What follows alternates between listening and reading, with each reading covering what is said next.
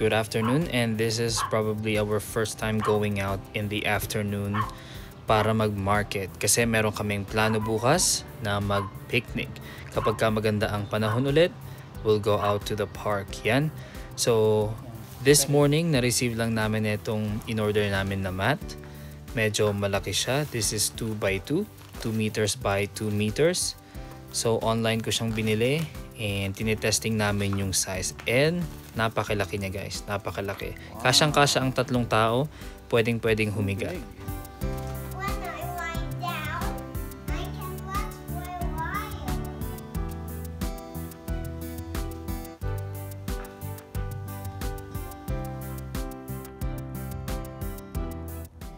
Here guys, I'm just checking my list kung meron pa ba akong nakalimutan. Tino-double check ko lang para paglabas namin, mabibili ko na rin yung mga kailangan namin bilhin kasi magpe-prepare pa ako bukas ng aming kakainin at dadalhin namin for our picnic. Check ko lang ang tubig ng aking anak bago kami umalis, yan, kasi meron kaming hinihit na kailangan niyang inumin per day. No, hindi natin gustong ma-dehydrate ang ating kasama, especially kapag kabata. Hindi nila yan naaalala madalas. So that's why I always have to remind him. So, go na tayo sa ating destination. Wow! Vinidyohan ko lang tong part na to, no, kasi sobrang dalang ko makita tong ganitong scenery. May araw pa pero malamig-lamig na yung araw kasi nga pababa na siya.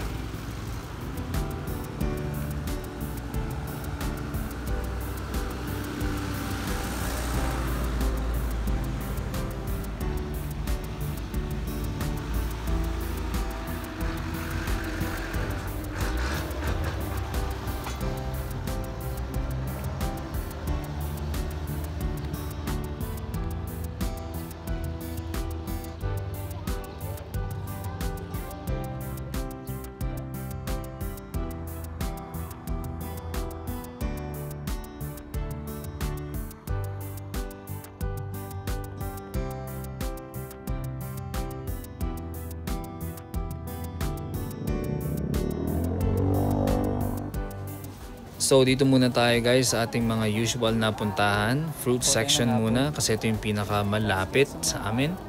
Kuha muna tayo ng konting prutas dyan and then punta tayo doon bumili ng meat and vegetables later on.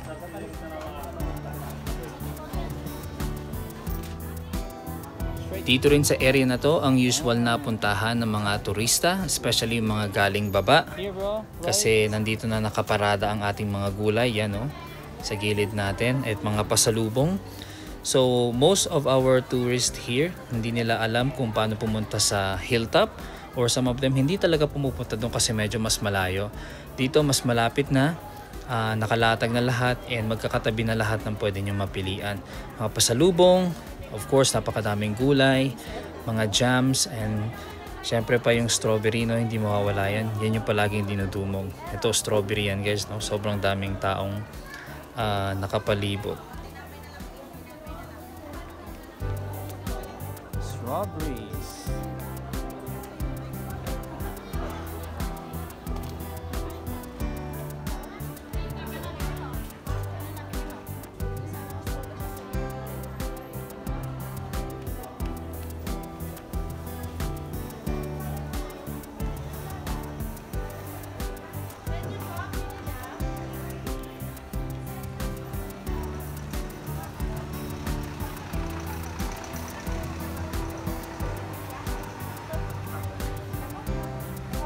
Dito naman ang ating mga bigasan. Yan, hindi na natin kailangan bumili ng bigas kasi bumili na tayo last time.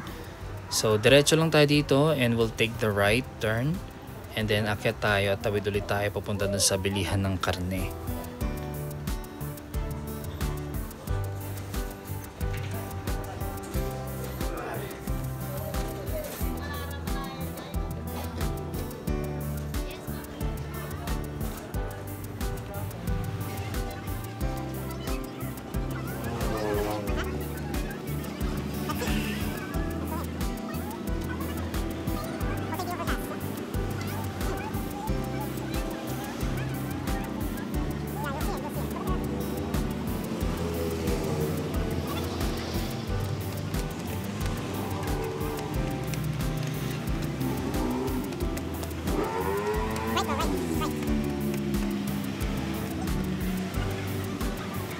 Before tayo magpunta dun sa ating bilihan ng vegetables and meat, hindi masyadong traffic, I think itutour ko muna kayo guys dito sa mall, pinakamalapit dito sa ating bilihan or dito sa market, which is Center Mall. Hindi ko lang alam kung gaano nakatagal tong mall na to, no? Pero this is, as far as I know, this is 5-story building. Yes, 5-story mall. And kung ano-ano lang din yung mga nandito sa loob nito, no? So check natin kasi matagal na rin akong hindi nagpunta dito. Hindi ko alam kung ano na yung mga bago or kung nandun pa rin ba yung mga dating nagbebenta or what. So tignan lang natin.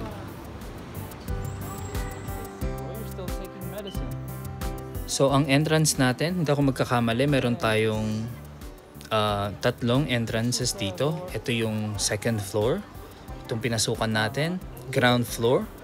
2 yung ground floor na pasukan natin. Yung isa dito sa same building and yung isa doon sa may kabila. Pakita ko sa inyo mamaya guys. So ito lang yung mga makikita natin dito. Bilihan ng damit, bilihan ng mga cellphones. Sobrang daming nagbebenta ng cellphones dito. No? Even yung mga second hand devices, nandito rin yung mga sapatos. Dun sa kabila nito is mga branded phones. Yan.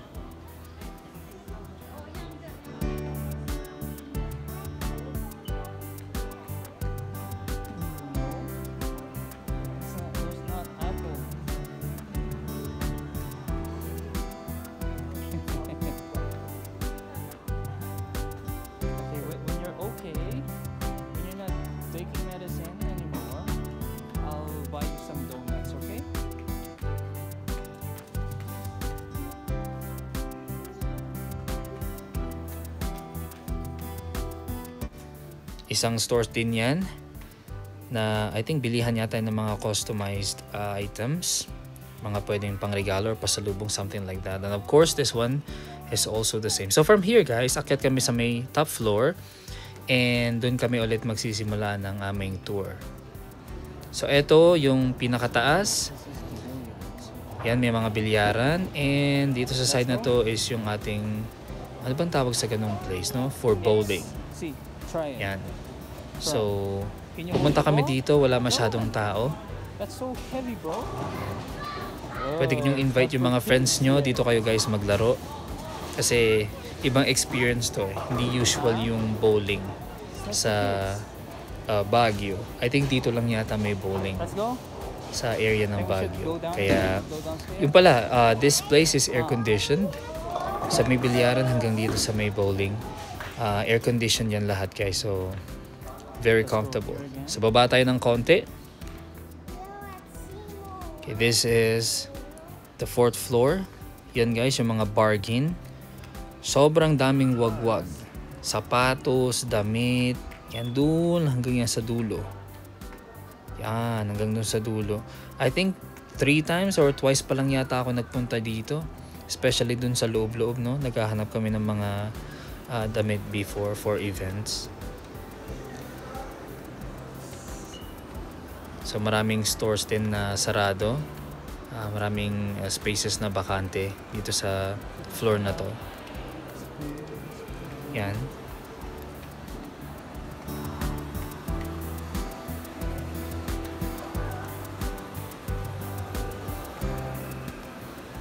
Of course, meron tayong pet shop. And ano bang tawag dito ulit? Yung mga parang play corner. Ganyan. Sa SM ang tawag nila dito is Quantum, right? So, meron din ganyan dito guys sa Center Mall. Actually, malawak siya. First time ko ulit nakapunta dito. Pakita ko lang sa inyo yung itsura. And kung ano yung mga pwede nyong malaro dito. Of course, the basketball. At kung ano-ano pong mga arcades. No? Pwede rin kayong kumanta kung gusto niyo. Nandun sa dulo yung kantahan.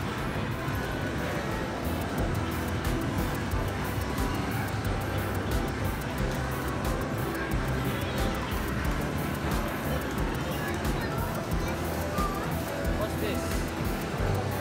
Oh, just like in the airport. Alright, let's go.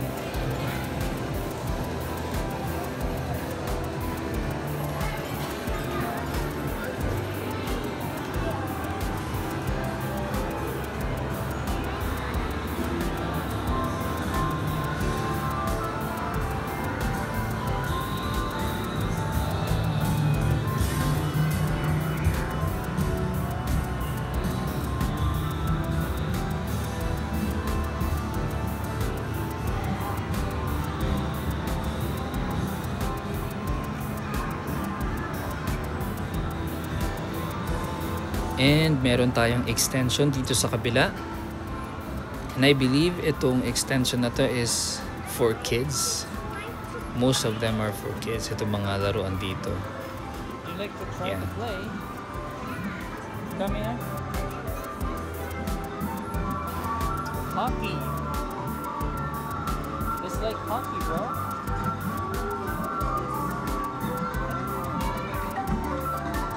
Like a Ferris wheel, bro.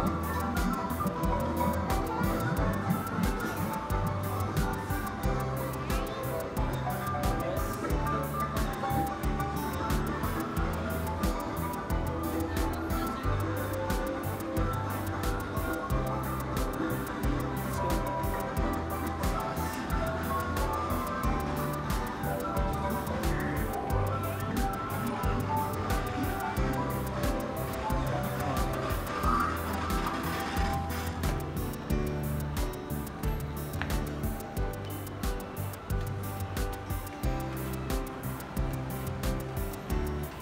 So this is our next floor. Yan, hardware, appliances. Mga binibenta pa rin pala dito.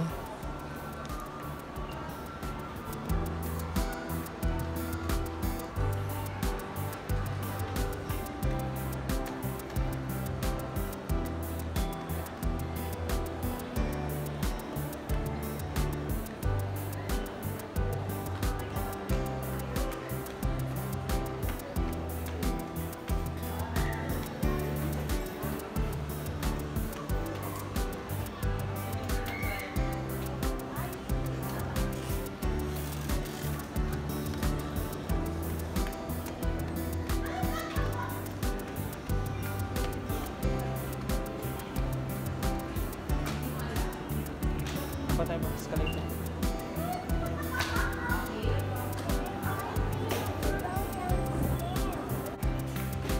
So bumaba tayo sa pinakadulo na exit.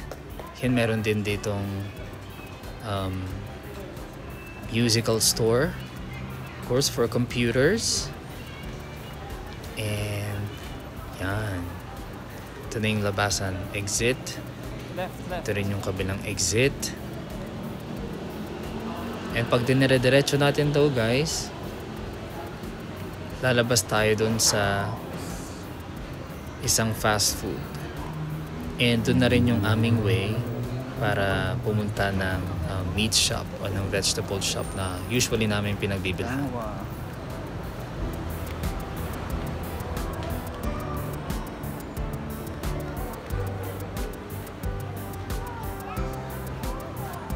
It's a lot of clocks.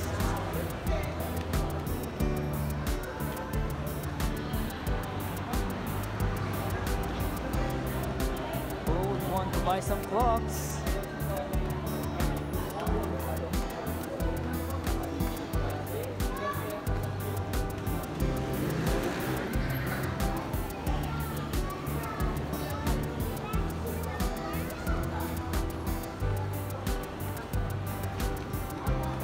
Where's the meat shop? I think we got lost, bro.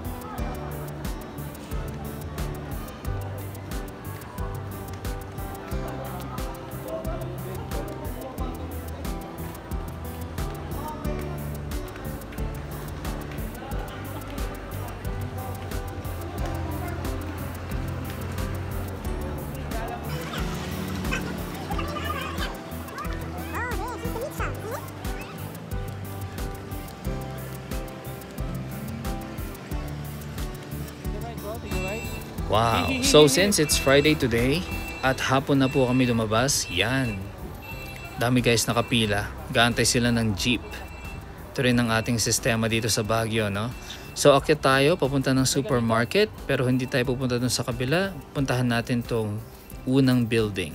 I believe sa previous na video ko, yung pangalawang building yung ginamit natin. Pero ngayon, yung pinaka first ang gamitin natin. So ito medyo mas maliit lang siya na building.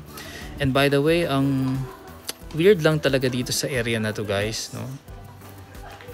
Actually, I don't want to criticize, pero itong area na to guys, hindi siya masyadong okay pagdating sa scent, no, sa amoy. Medyo kakaiba yung amoy, parang na-stuck na building, parang amoy ipis, something like that. No, hindi naman sa sinisiraan ko yung building na to, pero somehow guys, ganun yung amoy niya. Medyo iba, medyo off. Kaya I think ito rin yung reason kung bakit mas maraming umaakyat dun sa kabilang building.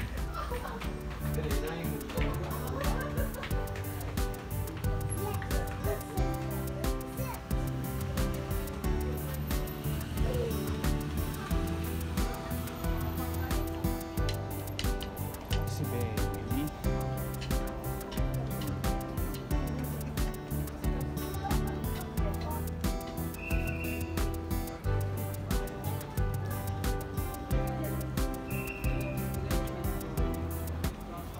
And dito tayo sa supermarket. Yan, parehas din guys, Friday feels. Grabe, sobrang haba ng pila. Meron tayo ditong 4 na counters, pero grabe, tigi-isa lang ang tao natin ngayon, no? Kaya medyo natagalan tayo ng konti dyan. Ginabi na tayo, see? Nakakalabas na tayo dun sa supermarket. Medyo madilim na. And wala na ring mga taxi.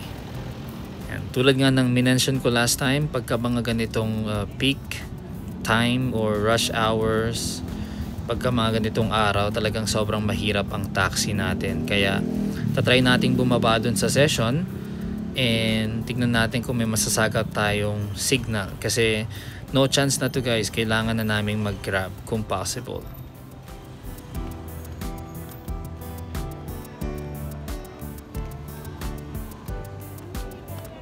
Take the right, bro. Take the right. Go here to the right. Here.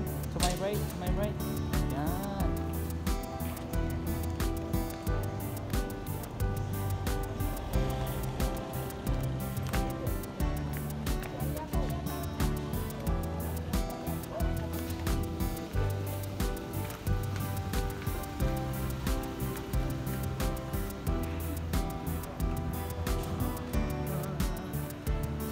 Night.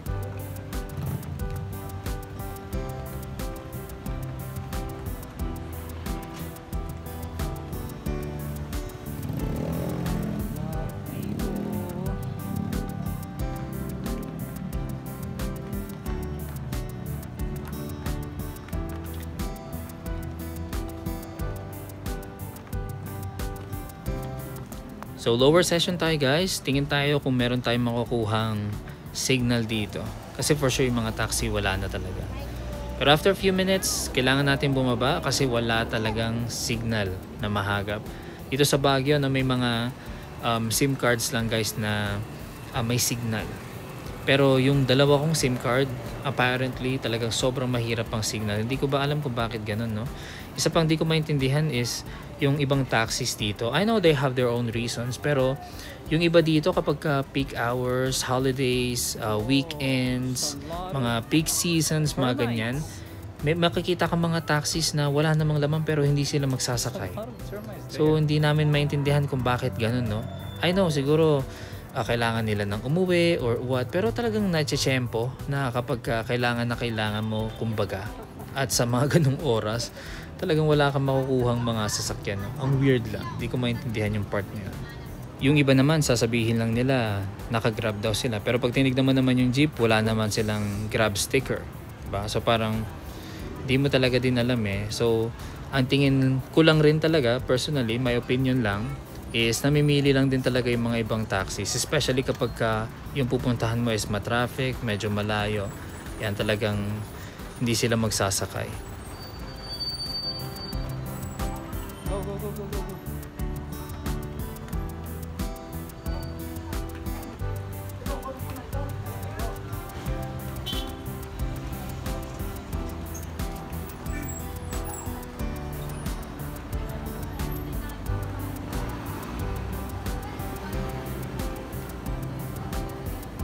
So after a while here, wala talagang grab, walang taxi. So no choice tayo, kailangan natin mag-jeep at kailangan natin maglakad paakyat ulit. Yan, ginabi na talaga kami, no?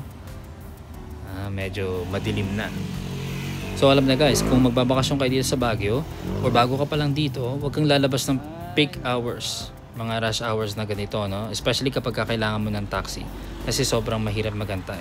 Imagine nyo ba naman, kami, manganganak na yung asawa ko, buntis, no? Pumutok yung panubigan. Wala kami makuhang taxi. Yung kinontak namin taxi, hindi rin makapunta kasi traffic. So no choice kami, kailangan namin itong lakarin papunta dun sa hospital, sa pinakamalapit na hospital sa amin.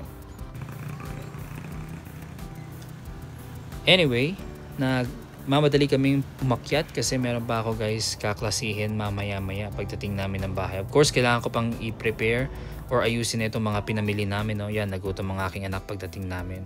So thank you so much. Hanggang dito na lang ang aming video. And salamat na marami for always watching these videos guys na ginagawa namin. And itong last clip na to is our last routine for the day. Pero ang babasahin namin for this time is a Bible book na may pictures para engaging ng kaunti doon sa bata. So hanggang dito na lang. Maraming salamat. Thank you so much. I'll see you again in the next one. Okay, the beginning of God's wonderful world. Okay, so God created a perfect world and He called it garden. He called it Garden of Eden. Oh, you see? Every animals are eating. Fruits and grass and leaves. And look, and He created both the humans, man and woman, like mommy and daddy. And look, yeah, and so there was a snake, but there's no picture here, but there was a snake who talked to the woman. Because God said, oh, you do not eat from this fruit, from this tree. Yeah, it's a forbidden fruit. But then the snake came and talked to the woman. He said, oh, did God really say that? There's no snake here. Yeah, but there should be a snake there. And she ate of the fruit, of the forbidden fruit, and then after that her eyes were opened. And now they realized they disobeyed. See, this is the snake. See that? Adam also ate. So first the woman ate, and then she gave to her husband. And he also ate. And then they now realize, they learned that they disobeyed God. Just like that? Oh no, that's not a good fruit. Thank you for watching. Subscribe our channel.